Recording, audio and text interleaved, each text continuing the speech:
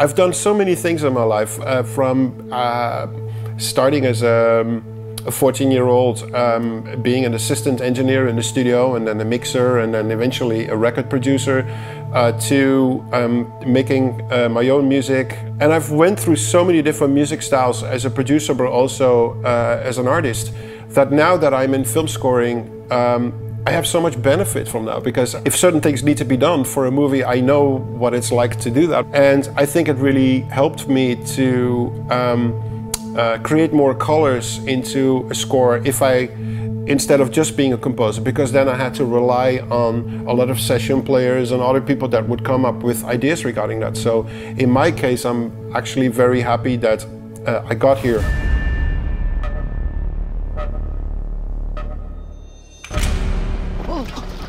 Who are you? It's you. You're a gunslinger, right? The Dark Tower, when I got approached, I was extremely enthusiastic to work on it. The director, Nick XL, very talented guy. He has this really great way of telling a story. He is so involved in the creative process of all the different areas in making a film, not only directing but also with the music. We massaged the score constantly, and then the picture would change, and then we needed to change things here and change things there. So it was a very collaborative process, and he was here almost once a week for the last couple of months, and then the last month or so he was here 2-3 times a week. And you know, he really felt it as a breakaway from the production office, where so many people need his attention, and for him it was just like a great break, you know, to hang here in the studio and just play music, enjoy music, and work on it together. So it was a really lovely experience. So in this movie we're dealing with a young kid, Jake, who has all these visions of a different world. That world is called Midworld, and all his friends and his family is completely laughing at him and just, you know, calling him crazy that this is even, you know, real.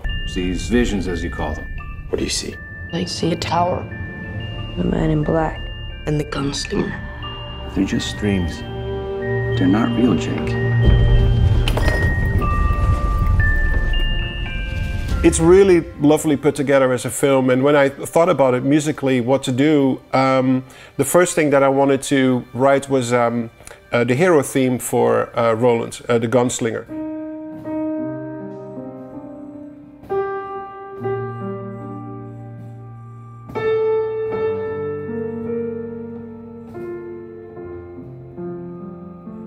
It's a theme that needs to be emotional. He's the last one left. He also lost his dad a long time ago. And so it needed to have an emotional quality, a sad quality, but at the same time, the theme needed to be able to develop to something really heroic when finally at the end of the movie, he really stands up to what he was meant to do in the first place, and that's being a hero and a gunslinger and protect the world. Why this movie is different than some of the other movies that I've done, it's very thematically driven, whereas some of my other film scores are very sound driven. So in this case, it's a combination of how melody and harmony is being used in combination with sounds.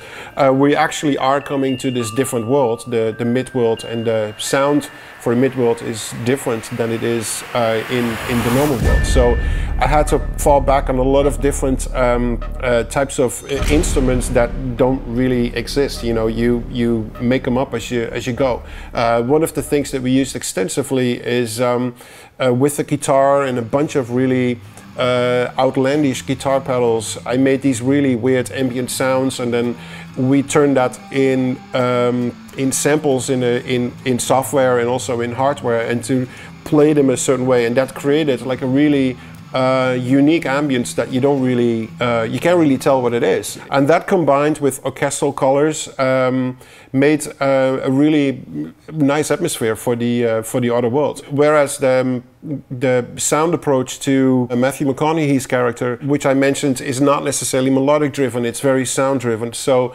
I actually made with modular synthesizers and with other sound design programs these really eerie sounds that make you extremely uncomfortable when you listen to them.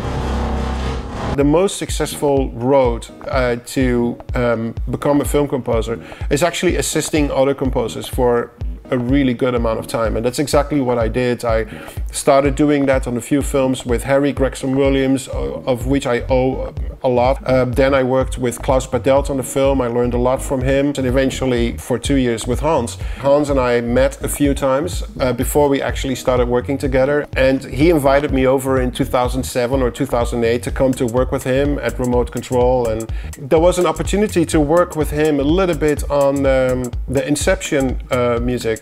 The movie was already done and the music was done, and he asked me to come over and he played me the score and he said, are you able to make something, let's say 10 or 15 minutes long, that incorporates most of the themes into one piece of music? And I said, oh, I'd love to do that. Then he invited me over again to say, well, why don't you come and work with me here? And that's when I said, okay, this seems like a really smart choice. What I learned from Hans, and this was the final information that I really needed to do this on my own, was how to talk to directors, how to work with studios, how to guide through the whole process of filmmaking with everything that comes with it. The job as a composer is that you are a movie maker together with the director and other people that work on it, where the director is steering the ship where it needs to go.